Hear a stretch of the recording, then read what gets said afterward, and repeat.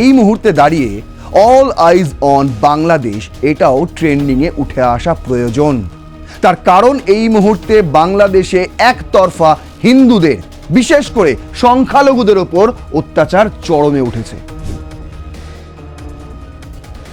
একজন মুক্তিযোদ্ধার পরিবার, তিনি নিজে একজন মুক্তিযোদ্ধা, ৭১-এ ওই পাকিস্তানি হানাদারদের বিরুদ্ধে তিনি লড়াই করেছিলেন। প্রথমত শনিবার ঘটনা ঘটার পর রবিবার যখন লাশ উদ্ধার হলো তখনও পর্যন্ত কারোর কোনো মাথা ব্যথা ছিল না, কারণ এই ধরনের ঘটনা আকচার ঘটছে। চট্টগ্রামে আপনি দেখুন আকচার ঘটছে, রংপুরে দেখুন আকচার ঘটছে, যেখানেই হিন্দু বেশি সেখানেই নিধন বেশি।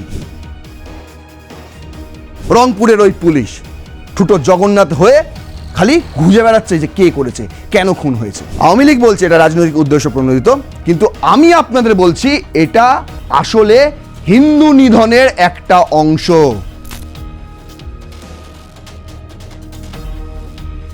লজ্জা লাগে না ডক্টর মোহাম্মদ ইউনূস? লজ্জা লাগে না আপনাদের? একজন মুক্তিযোদ্ধা, আপনি কি করেছেন বাংলাদেশের জন্য? কি করেছেন? নাহিদ ইসলাম, সার্জি সালাম, কি করেছেন আপনারা বাংলাদেশের জন্য? যুদ্ধ করেছেন ওই পাকিস্তানি হানাদারদের বিরুদ্ধে? হাতে তুলেছেন অস্ত্র? একটা বন্দুক চালাতে পারেন আপনারা? এই ধরনের একটা মানুষকে তার গলার নলি কেটে খুন করা হয়েছে। এই চাইনিজ কুড়ালগুলো বাংলাদেশে আসছে কি করে? আমদানি করছে কারা? জবাব দিতে পারবেন? পারবেন না, কোনো উত্তর নেই আপনাদের মুখে। কিন্তু এই চাইনিজ কুড়াল দিয়েই একজন মুক্তিযোদ্ধা যারা বাংলাদেশকে স্বাধীন করেছিল তাদেরকে বলি দেওয়া হলো, বলি। সেই বাংলাদেশ আর বাংলাদেশ নেই, এটা হয়ে গেছে মৌলবাদী দেশ।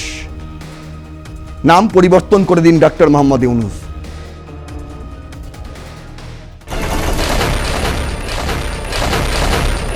অল আইজ অন গাজা, এই শব্দভন্দটা আপনারা শুনতে শুনতে ক্লান্ত হয়ে গিয়েছেন। কেন? তার কারণ এই মুহূর্তে গাজায় যা চলছে তা অত্যন্ত নিন্দনীয়। অল আইজ অন ইউক্রেন, এই শব্দবন্ধটাও আপনারা শুনতে শুনতে ক্লান্ত, কারণ সেখানেও রাশিয়া একতরফা ইনভেড চালিয়ে যাচ্ছে, তাই তো? এগুলোই আপনারা জানেন।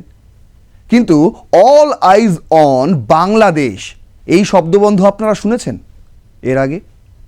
কোনো মিডিয়ায় প্রকাশিত হয়েছে হ্যাশট্যাগ দিয়ে? কোনো সোশ্যাল মিডিয়ায় আপলোড হয়েছে? পাবেন না।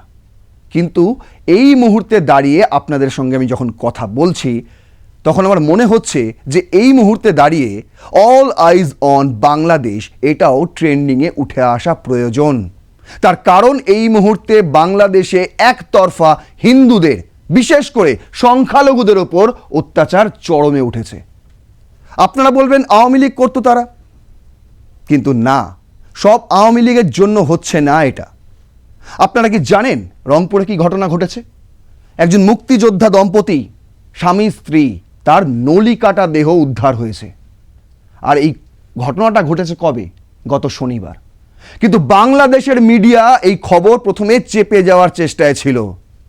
যখন হুলুস্থুলু কাণ্ড পড়ে গেল, একজন মুক্তিযোদ্ধা, বুঝতে পারছেন, মুক্তিযোদ্ধা দম্পতি, হুলুস্থুলু কাণ্ড তো ঘটবেই। স্বাভাবিকভাবেই আন্তর্জাতিক চাপে তাদের এই খবর প্রকাশ করতে হয়েছে।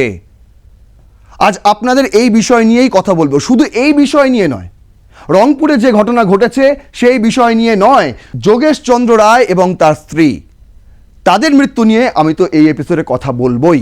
কেন ঘটল, কারণ কি, কি কারণে এই খুন, পাশাপাশি আপনাদের সামনে এটাও প্রমাণ করে দেব যে কেন আমি বললাম অল আইজ অন বাংলাদেশ এই মুহূর্তে ট্রেন্ডিংয়ে থাকা উচিত। তাহলে চলুন শুরু করা যাক রণক্ষেত্র। আপনাদের সঙ্গে রয়েছি আমি নারায়ণ। দেখুন ঘটনাটা কি ঘটেছিল সেটা আমি প্রথম স্লাইডেই রেখেছি। ঘটনাটা ঘটেছিল, আমি আগেই বললাম, শনিবার রাতে, দেহ পাওয়া গিয়েছিল রবিবার সকালে।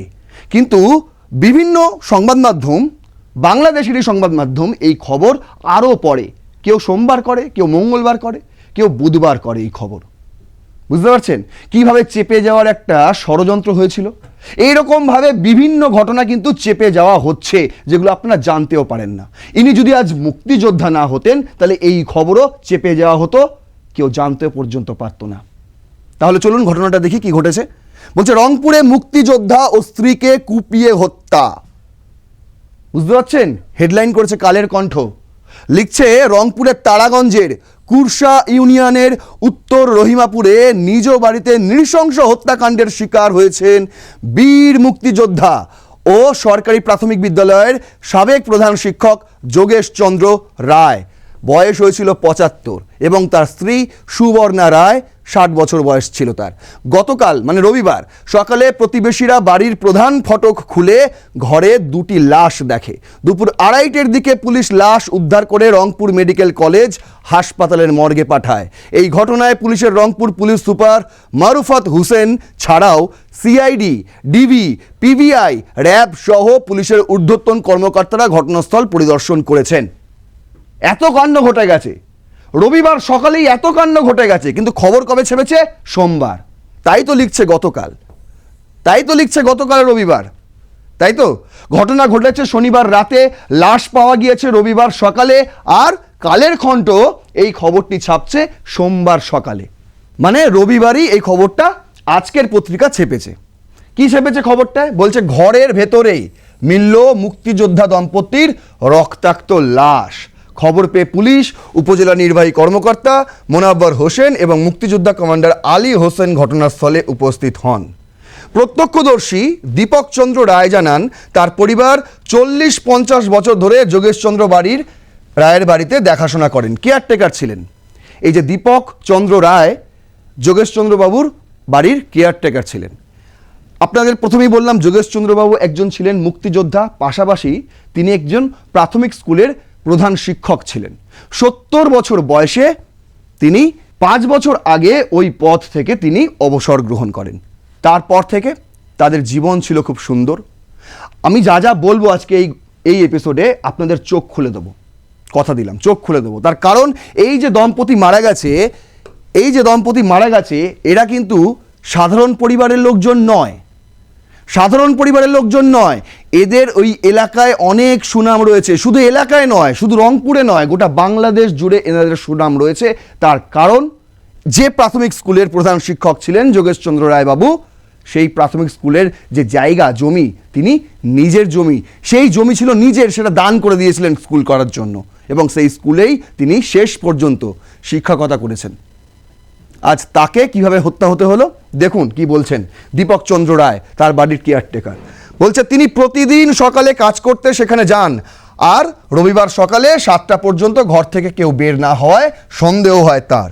দীপক চন্দ্র রায় বলেন, ডাকাডাকি করেও কোনো শব্দ না পেয়ে আশপাশের লোকজনকে ডাকি, এরপরই মই বেয়ে ভেতরে ঢুকে দেখি ঘরে কেউ নেই। পরে ডাইনিং রুমের দরজা খুলে দেখি দাদুর রক্তাক্ত লাশ, আর রান্নাঘরে দিদার লাশ পড়ে আছে। বুঝতে পারছেন? ডাইনিং রুমে একটি লাশ পড়েছিল যোগেশ চন্দ্রবাবুর, এবং রান্নাঘরে লাশ পড়েছিল সুবর্ণা দেবীর। বোঝা গেল? মানে দুটো লাশ দুদিকে পড়ে রয়েছে। স্থানীয় বাসিন্দা ও জনপ্রতিনিধিরা জানান, যোগেশ চন্দ্র রায় শিক্ষক ছিলেন। ২০১৭ সালে সরকারি প্রাথমিক বিদ্যালয়ের প্রধান শিক্ষক পদ থেকে অবসরের পর তার 2 ছেলেও রয়েছে। বড় ছেলে শোভন চন্দ্র রায় জয়পুরহাটে এবং ছোট ছেলে রাজেশ চন্দ্র রায় ঢাকায় পুলিশে চাকরি করেন। গ্রামের বাড়িতে শুধু স্বামী স্ত্রী থাকতেন। 2 ছেলে রয়েছেন, এক ছেলে পুলিশে চাকরি করেন, ঠিক আছে, যা বলছে এখানে বড় ছেলে শোভন চন্দ্র রায় জয়পুরহাটে তিনি আছেন, তিনি কিন্তু পুলিশে চাকরি করেন, এবং ছোট ছেলে তিনিও পুলিশে চাকরি করেন, রাজেশ চন্দ্র রায়, তিনি ঢাকা পুলিশে চাকরি করেন। বুঝতে পারছেন? একজন মুক্তিযোদ্ধার পরিবার, তিনি নিজে একজন মুক্তিযোদ্ধা। ৭১-এ ওই পাকিস্তানি হানাদারদের বিরুদ্ধে তিনি লড়াই করেছিলেন। পরবর্তীকালে যখন বাংলাদেশ গঠিত হয়, তখন এই বাংলাদেশকে আরও সুসংগঠিত করার জন্য তিনি যাবতীয় কাজ করে গিয়েছিলেন। নিজের জমি থেকে তিনি স্কুলের জন্য সরকারকে জমি দান করেছিলেন যাতে স্কুল তৈরি হয়। আর কি করেছিলেন সেটাও আপনাদের জানাবো। এনাদের অপরাধ কি, কেন এদেরকে খুন হতে হলো সেটাও আপনাদের জানাবো। দেখুন পরের স্লাইডে। প্রথম আলো বলছে, রংপুরে মুক্তিযোদ্ধা ও তার স্ত্রীকে হত্যায় অজ্ঞাতনামা আসামি করে থানায় মামলা। মানে বিশাল হই হই পড়ে গেল। তারপর প্রথমত শনিবার ঘটনা ঘটার পর রবিবার যখন লাশ উদ্ধার হলো, তখনও পর্যন্ত কারোর কোনো মাথা ব্যথা ছিল না, কারণ এই ধরনের ঘটনা আকচার ঘটছে। চট্টগ্রামে আপনি দেখুন আকচার ঘটছে, রংপুরে দেখুন আকচার ঘটছে। যেখানেই হিন্দু বেশি সেখানেই নিধন বেশি এই মুহূর্তে বাংলাদেশে। কেন বললাম অল আইজ অন বাংলাদেশ? এই কারণেই বললাম। বলছে এই সম্পর্কে তারাগঞ্জ থানার ভারপ্রাপ্ত কর্মকর্তা ওসি রুহুল আমিন বলেন, মুক্তিযোদ্ধা যোগেশচন্দ্র রায় ও তার স্ত্রীকে হত্যার ঘটনায় তার বড় ছেলে অজ্ঞাতনামা আসামি করে একটি হত্যা মামলা দায়ের করেছেন। তদন্তের স্বার্থে বেশি কিছু বলা যাচ্ছে না। মুক্তিযোদ্ধা কমান্ডার আলী হোসেন বলেন, 24 ঘন্টার মধ্যে হত্যাকারীদের শনাক্ত করে আইনের আওতায় আনতে হবে, না হলে কঠোর আন্দোলন গড়ে তোলা হবে। 4 দিন কেটে গেছে মশাই, 4 দিন কেটে গেছে এই মামলা রুজু করার পর। 4 দিন কেটে গেছে, এখনো পর্যন্ত কেউ গ্রেপ্তার হয়নি। এই এপিসোড যখন আমি শ্যুট করছি তখনও পর্যন্ত একজনকেও গ্রেপ্তার করতে পারেনি বাংলাদেশের ওই পুলিশ, রংপুরের ওই পুলিশ। ঠুটো জগন্নাথ হয়ে খালি ঘুরে বেড়াচ্ছে যে কে করেছে, কেন খুন হয়েছে, বুঝতে পারছেন? কিন্তু আওয়ামী লীগ কী বলছে, আওয়ামী লীগের কি অভিযোগ, এবং এই যে মুক্তিযোদ্ধা কমান্ডার আলী হোসেন তাদের কি বক্তব্য? তারা বলছে এটা পূর্ব পরিকল্পিত, ষড়যন্ত্র করে খুন করা হয়েছে। কিন্তু তাদের অপরাধ কি ছিল? কি ছিল তাদের অপরাধ? কেন পূর্ব পরিকল্পনা করে তাদেরকে খুন করতে হলো? বলছে 24 ঘন্টার মধ্যে হত্যাকারীদের শনাক্ত করতে হবে, করা হয়নি, করা হয়নি। রংপুরে এখন বিদ্রোহ, বিক্ষোভ তুমুলে উঠেছে। যারা খুন করেছে এদের, তাদেরকে অবিলম্বে অবিলম্বে গ্রেপ্তার করতে হবে, এই দাবি উঠছে রংপুরের মাটি থেকে। বলছে আওয়ামী লীগের প্রতিক্রিয়া কি? আওয়ামী লীগের প্রতিক্রিয়া নিন্দা ও ক্ষোভ। আওয়ামী লীগ এই হত্যাকাণ্ডের তীব্র নিন্দা জানিয়েছে এবং এটিকে জাতির জন্য লজ্জা বলে অভিহিত করেছেন। দলের নেতারা দ্রুত ও নিরপেক্ষ তদন্তের মাধ্যমে হত্যাকারীদের চিহ্নিত করে আইনের আওতায় আনার দাবি জানিয়েছেন। আর সাম্প্রতিক জাতীয় নির্বাচনের পর সৃষ্ট রাজনৈতিক অস্থিরতা ও বিশৃঙ্খলার মধ্যে এই ঘটনা ঘটায় আওয়ামী লীগ এটিকে রাজনৈতিক উদ্দেশ্য প্রণোদিত বা লক্ষ্যবস্তু আক্রমণ হিসেবে দেখছে, যদিও সরকারি সরাসরি দায়ভার কোনো দলের ওপর চাপানো হয়নি। উচ্চ পর্যায়ের হস্তক্ষেপ এই ঘটনায় পুলিশ ও প্রশাসন তদন্তে নেমেছে এবং জনপ্রতিনিধিও স্থানীয় আওয়ামী লীগ নেতারাও ঘটনাস্থল পরিদর্শন করেছে। আওয়ামী লীগ কিন্তু নির্দিষ্ট করে কোনো দলের দিকে অভিযোগ এখনো পর্যন্ত তোলেনি, কোনো দলের বিরুদ্ধে এখনো পর্যন্ত আঙুল তোলেনি। আওয়ামী লীগের বিরোধী যে দলগুলো রয়েছে, বিএনপি, জামায়াতে ইসলাম, আবার এনসিপি নতুন করে যেটা মাথাচাড়া দিয়েছে, এই সমস্ত দল রয়েছে, তাদের মধ্যে থেকেই হয়তো কেউ খুন করেছে এনাদের। কিন্তু আওয়ামী লীগ সরাসরি এখনো কারোর বিরুদ্ধে এই অভিযোগ আনেনি, বুঝতে পারছেন? কিন্তু গোপনে রটছে এই খবর। এরা প্রকাশ না করলেও, বাংলাদেশি মিডিয়া প্রকাশ না করলেও কিন্তু শোনা যাচ্ছে জামায়াতে ইসলামের লোকজনই এই খুন করেছে। আর এটা আওয়ামী লীগ রাজনৈতিক উদ্দেশ্য প্রণোদিত বললেও, আওয়ামী লীগ বলছে এটা রাজনৈতিক উদ্দেশ্য প্রণোদিত, কিন্তু আমি আপনাদের বলছি এটা আসলে হিন্দু নিধনের একটা অংশ। কেন বলছি? না না না, এমনি এমনি বলছি না, আপনাদের প্রমাণ দেব। দেখুন, বলছে অন্যান্য প্রতিক্রিয়া কি?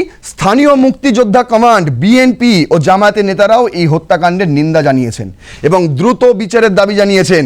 বুঝতে পেরেছেন? কিছু করার নেই মশাই, মুক্তিযোদ্ধা বলে কথা, মুক্তিযোদ্ধা বলে কথা। বিএনপিও তো নিন্দা জানাতে হবে, জামায়াতকেও নিন্দা জানাতে হবে, এবং বলছে ঠিকঠাকভাবে একটা তদন্ত করো। শুধু তাই নয়, সরকারের যে এখন স্বরাষ্ট্র উপদেষ্টা রয়েছে তিনিও নিন্দা জানিয়েছেন। তিনিও বলেছেন 24 ঘন্টার মধ্যে আমরা এই হত্যাকারীদের গ্রেপ্তার করে আইনের দোরগোড়ায় দাঁড় করিয়ে দেবো, তাদেরকে সাজা দেব।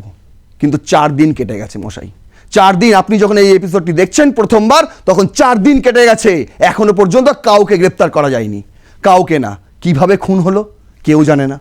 বলছে হত্যাকাণ্ডের পর এলাকায় উত্তেজনা ছড়িয়ে পড়ে এবং স্থানীয় জনগণ ও মুক্তিযোদ্ধারা প্রতিবাদ জানান। এই মুহূর্তে রংপুর জ্বলছে, বিক্ষোভের আগুনে জ্বলছে।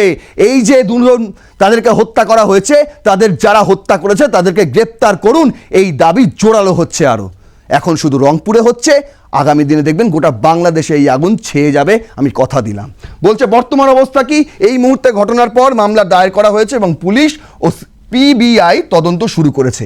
এখনো পর্যন্ত কাউকে গ্রেপ্তার করা যায়নি বলে জানা গেছে, তবে তদন্ত চলছে। কি ছাতার মাথার তদন্ত চলছে কিচ্ছু বোঝা যাচ্ছে না, বুঝতে পারছেন? এবার 4 নম্বর স্লাইডে দেখুন, সময় করেছে এই খবরটি। রংপুরে, আমি সময়ের থেকে নিয়েছি, কিন্তু সবাই করেছে এই খবর, করতে হবে, কিছু করার নেই। বলছে রংপুরে খুন হওয়া মুক্তিযোদ্ধা দম্পতির রাষ্ট্রীয় মর্যাদা বিদায়। এই সেই ছবি, এই সেই ছবি দেখুন। লজ্জা লাগে না ডক্টর মোহাম্মদ ইউনূস? লজ্জা লাগে না আপনাদের? একজন মুক্তিযোদ্ধা, আপনি কি করেছেন বাংলাদেশের জন্য? কি করেছেন? নাহিদ ইসলাম, সার্জিস আলম, কি করেছেন আপনারা বাংলাদেশের জন্য? যুদ্ধ করেছেন ওই পাকিস্তানি হানাদারদের বিরুদ্ধে? হাতে তুলেছেন অস্ত্র? একটা বন্দুক চালাতে পারেন আপনারা? একটা বাংলাদেশ সাজানো গোছানো মাটি, সেই মাটিকে আপনারা লাল রক্তে ভিজিয়ে দিচ্ছেন। লজ্জা করে না? লজ্জা করে না? তারপর আবার রাষ্ট্রীয় মর্যাদায় তাকে বিদায় জানাচ্ছেন। আগে খুন করছেন, তারপর রাষ্ট্রীয় মর্যাদায় বিদায় জানাচ্ছেন। বলছে রংপুরের তারাগঞ্জে নিজ বাড়িতে নৃশংসভাবে খুন হওয়া বীর মুক্তিযোদ্ধা যোগেশ চন্দ্র রায়কে শেষ পর্যন্ত রাষ্ট্রীয় সম্মানেই বিদায় জানানো হয়েছে। কোনো উপায় নেই তো, কোনো উপায় নেই তো। আন্তর্জাতিক বাজারে নিজেদের লজ্জা তো ঢাকতে হবে, আর সেই কারণে এই ড্যামেজ কন্ট্রোল। বলছে সোমবার বিকেলে তার দান করা চাকলা শ্মশানে গার্ড অফ অনার প্রদান করা হলে স্বজন ও এলাকাবাসীর কান্নায় ভারী হয়ে ওঠে রহিমাপুর গ্রাম। একটা কথা আমি এখানে বলে দিয়েছি, সময় লিখে দিয়েছে। কি বলছে? বিকেলে তার দান করা চাকলা শ্মশানে গার্ড অফ অনার প্রদান করা হয়। তার দান করা শ্মশানেই তাকে তার শেষকৃত্য সম্পন্ন হয়। এবার আপনাদের বলি, এনার এই যে অকালে এদের প্রাণ চলে যেতে হলো, যারা সারাটা জীবন দেশের জন্য করে গিয়েছেন, দেশের মানুষদের জন্য করে গিয়েছেন, যারা নিরক্ষর তাদেরকে শিক্ষিত করেছেন, এবং নিজেদের যে ছেলে দুজন রয়েছে তাদেরকেও দেশের জন্য নিবেদিত প্রাণ বানিয়েছেন। তারপর তাদের কি পরিণতি হলো? কি অপরাধ তাদের? অপরাধ লুকিয়ে আছে এখানে, যে লাইনটা আমি বারবার আপনাদের বললাম। প্রথম আলো বলছে পরোপকারী দম্পতির এমন মৃত্যু মেনে নিতে পারছেন না এলাকাবাসী। বুঝতে পারছেন কতটা জনপ্রিয় ছিল এই দম্পতি, কতটা জনপ্রিয় ছিল সাধারণ মানুষের কাছে? বুঝতে পারছেন? আওয়ামী লীগ করতো কি করতো না আমি বলতে পারছি না। যদি করতো, এতদিনে এই সমস্ত বাংলাদেশি মিডিয়াগুলো এটাই রটিয়ে বেড়াতো যে তারা আওয়ামী লীগ করতো, এই কারণে বিরোধীরা এসে তাদেরকে হত্যা করেছে। না দাদা, না। তাদের কোনো রাজনৈতিক পরিচয় এখনো পর্যন্ত পাওয়া যায়নি। তাদের একটাই রাজনৈতিক পরিচয়, তারা মুক্তিযোদ্ধা। তারা মুক্তিযোদ্ধা, এটা রাজনৈতিক নয়, এটা একদমই রাজনৈতিক নয়, এটা একজন দেশপ্রেমিকের উদাহরণ। বলছে গ্রামের শিক্ষা বিস্তারে সরকারি প্রাথমিক বিদ্যালয় প্রতিষ্ঠা করেছিলেন বীর মুক্তিযোদ্ধা যোগেশ চন্দ্র রায়। যে কথা আমি আপনাদের প্রথমেই বললাম, সেটা প্রথম আলো ছেপেছে। সেই বিদ্যালয়ের প্রধান শিক্ষকের পদ থেকেই অবসরে যান তিনি। বুঝতে পারছেন? এই ধরনের একটা মানুষকে তার গলার নলি কেটে খুন করা হয়েছে। বুঝতে পারছেন? জীবনের দীর্ঘ সময়ে তার সঙ্গে কারো কোনো রকম ঝগড়া হয়নি। এলাকাবাসীর বিপদে আপদে পাশে থাকতেন সব সময়। কারোর কিছু হয়ে গেলে বুড়ো বৃদ্ধ দম্পতি তারা, একজনের 70-75 বছর বয়স, একজনের 60-65 বছর বয়স। তারা যে কোনো মানুষের বিপদে ঝাঁপিয়ে পড়তেন। টাকা পয়সা লাগবে দিয়ে দিতেন, জায়গা জমি লাগবে দিয়ে দিতেন। শুধু তাই নয়, শারীরিকভাবে তারা সেখানে উপস্থিত হয়ে যেতেন যদি কারোর অসুবিধা হতো। গ্রামবাসীদের মধ্যে কারোর যদি কোনো হসপিটালে নিয়ে যেতে হবে, তারাই গিয়ে আসতেন। এই ধরনের দুই দম্পতি ছিলেন। ছেলেরা থাকতো না সঙ্গে, তা সত্ত্বেও জনপ্রিয়তা ছিল তাদের এলাকায়। তাদের বলছে দুই ছেলে সরকারি চাকরি করায় বাড়ির বাইরে থাকতেন, কিন্তু জীবনের পরন্ত বেলায় স্ত্রীকে নিয়ে গ্রামে থাকতেন তিনি। সেই বাড়িতেই গতকাল শনিবার নৃশংসভাবে খুন হয়েছেন তারা। তাদের এমন মৃত্যু মানতে পারছেন না এলাকাবাসীরাই। কি করে মানতে পারবেন? আপনি যাকে ভগবান হিসেবে পূজিত করেন, যে মানুষটাকে আপনি ভাবেন যে আমার মাথার ওপর ছাতা, কিছু হয়ে গেলে কেউ সাহায্য করুক চাই নাই করুক, এই মানুষটি রয়েছেন আমাদের সাহায্য করার জন্য। আজ কে করবে? তাদেরকে এইভাবে চলে যেতে হবে কেউ ভাবতে পেরেছিলেন? কেউ ভাবতে পারেনি। কেন যে চলে যেতে হলো? এবার সেই কথাটায় আসছি।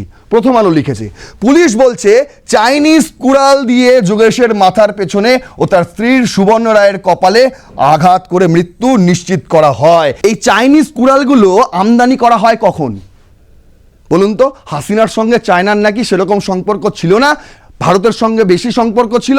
সেই জন্য কিছু হাসিনা বিরোধী মানুষ যারা আছেন, ওই ছাত্র আন্দোলন করেছিলেন জুলাই বিপ্লবের সময়, তাদের বক্তব্য যে হাসিনা তো ভারতের কোলে বসে আছে, আর ডাক্তার মোহাম্মদ ইউনূস কার কোলে বসে আছে? এই চাইনিজ কুড়ালগুলো বাংলাদেশে আসছে কি করে? আমদানি করছে কারা? জবাব দিতে পারবেন? পারবেন না। কোনো উত্তর নেই আপনাদের মুখে। কিন্তু এই চাইনিজ কুড়াল দিয়েই একজন মুক্তিযোদ্ধা যারা বাংলাদেশকে স্বাধীন করেছিল তাদেরকে বলি দেওয়া হলো। বলি, গলা দেহ ধর থেকে আলাদা করে দেওয়া হলো রাতারাতি, কেউ জানতে পর্যন্ত পারলো না। বুঝতে পারছেন?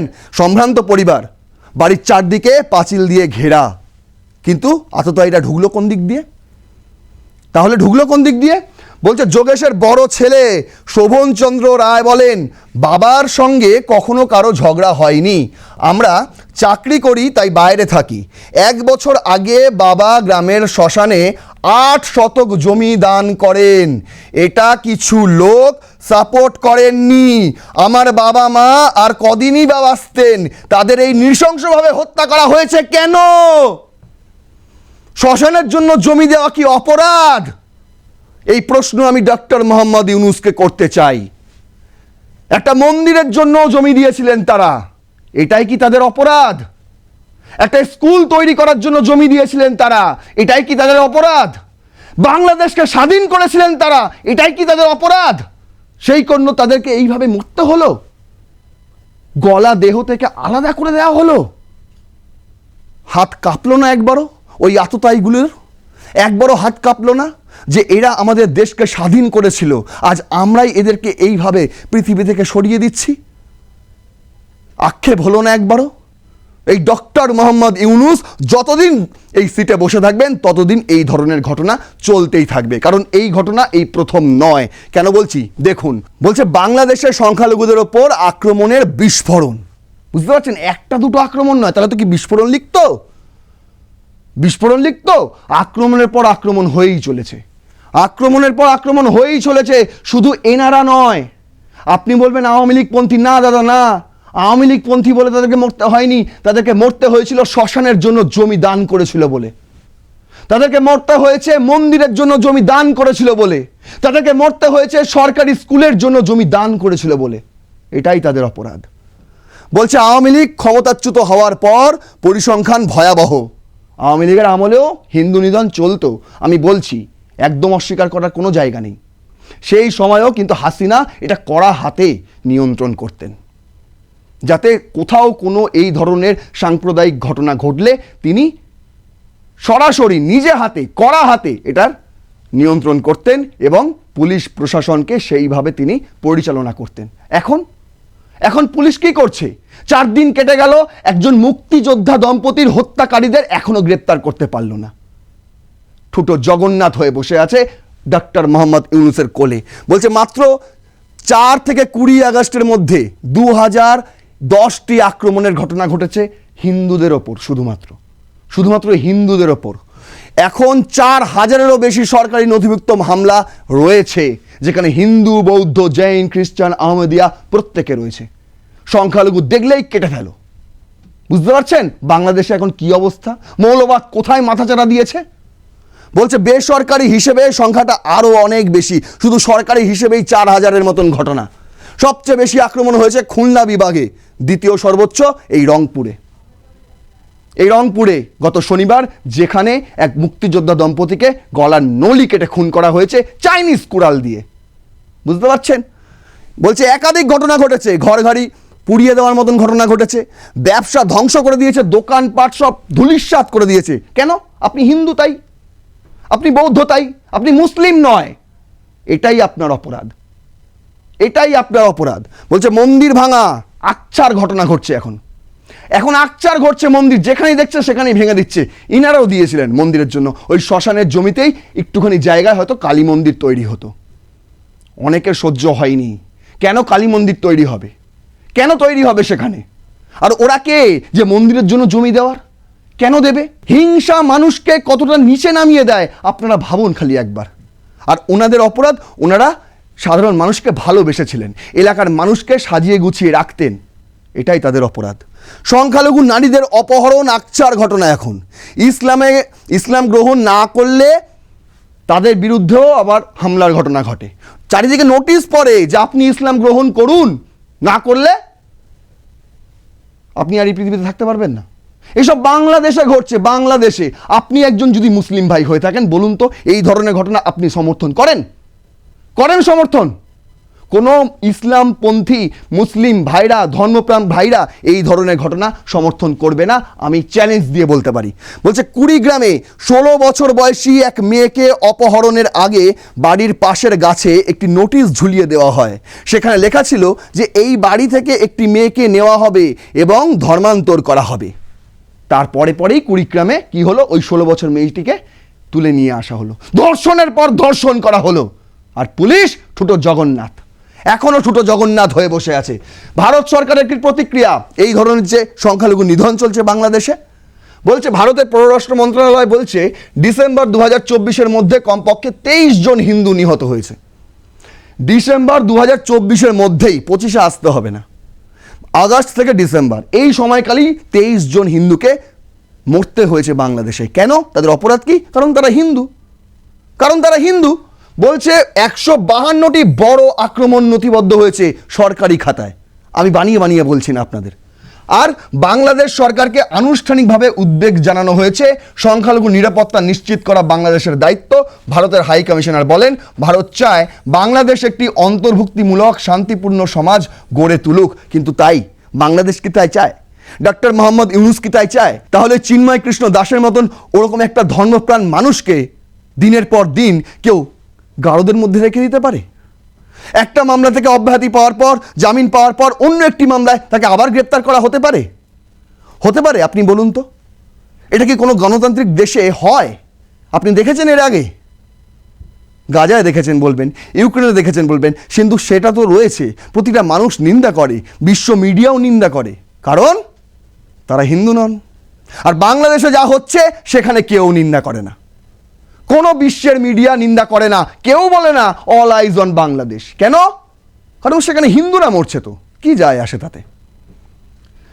বলছে যুক্তরাষ্ট্রের পর্যবেক্ষণ, ইউএসসিআইআরএফ জানায় সরকার পরিবর্তনের পর সহিংসতা দ্রুত বেড়েছে।